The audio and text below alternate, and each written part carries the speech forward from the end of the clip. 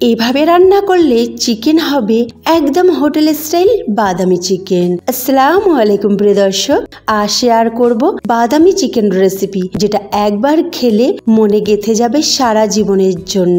এটা ভাত, রুটি, পরোটা সব কিছুর সাথেই দারুণ মানিয়ে যাবে। চলুন শুরু করা যাক। বিসমিল্লাহির রহমানির রহিম। এখানে একটা আমি পাত্র নিয়েছি, তাতে দিয়ে দিলাম সাদা তেল 100 গ্রামের মতো। তেলটা গরম হতেই তেজপাতা দিলাম 2-3টি, আর বড় এলাচ 1টি, দারুচিনি 1টি, লবঙ্গ 4-5টি, আর ছোট এলাচও দিয়েছি 2-3টি। আপনার ঘরে থাকা যে কোনো গরম মশলা এখানে দিতে পারেন। বড় এলাচটা চাইলে আপনারা স্কিপ করতে পারেন যদি না থাকে।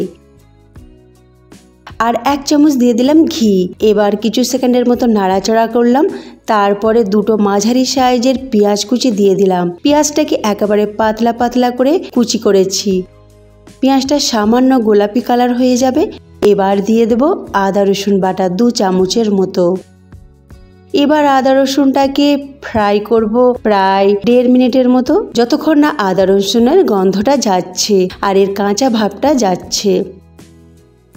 এবার দিয়ে দেব প্রায় 800 গ্রামের মতো চিকেন। এবার চিকেনটাকে তেলের সাথে ভালো করে ফ্রাই করতে হবে। প্রায় 3 থেকে 4 মিনিট এইভাবে ফ্রাই করবেন।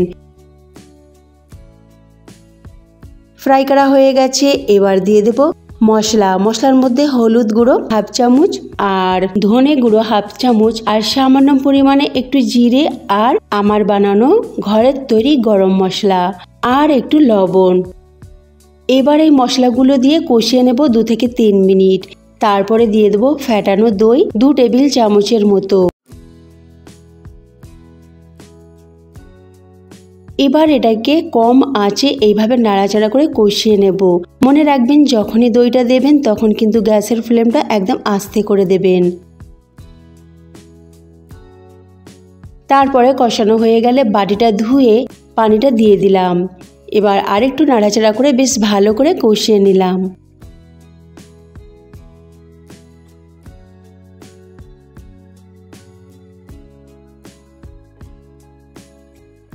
এবার এতে দিয়ে দেব কাঁচা লঙ্কা। যেহেতু এখানে আমি লঙ্কা গুঁড়ো দিইনি, তো এখানে আমি অনেকগুলোই কাঁচা লঙ্কা দিলাম, আর ভেঙে ভেঙে দিয়েছি, কিছুটা গোটা গোটাও দিয়েছি। এবার ঢাকনা চাপা দিয়ে এটাকে কম আঁচে বসিয়ে রাখবো প্রায় 10 মিনিট। আর এদিকে আমি চীনা বাদামকে পিষে নিয়েছি, আর তাতে দুধ মিশিয়ে মিশ্রণটা মাংস রান্নাতে দিয়ে দিলাম। চীনা বাদাম পেশা আমি এখানে 2 চামচ নিয়েছি। আপনারা চাইলে কাজু বাদাম বা আমন্ড বাদামও দিতে পারেন। যেহেতু চীনা বাদাম খুবই সস্তায় পাওয়া যায়, আর সবার কাছে কাজু বাদাম বা আমন্ড বাদাম না থাকলে এই চীনা বাদাম দিয়ে এই দারুণ স্বাদের মাংস রান্নাটি বানাতে পারবেন। তো দুধ মিশিয়ে এবার মাংসের মধ্যে দিয়ে কিছুক্ষণ এটাকে কষিয়ে নেব। আর গ্যাসের ফ্লেমটা একেবারে হালকাই রাখবো। আর বাটিটা ধুয়ে একটু গরম পানিও দিয়ে দিলাম। এবার এটাকে নাড়াচাড়া করে বেশ ভালো করে কষিয়ে নেব।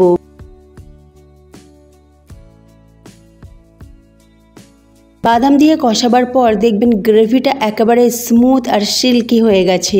তখন আরেকটু গরম পানি দেব। গরম পানি দিয়ে এটাকে ঢাকনা চাপা দিয়ে কম আঁচে বসিয়ে রাখবো প্রায় ধরুন 10 মিনিট।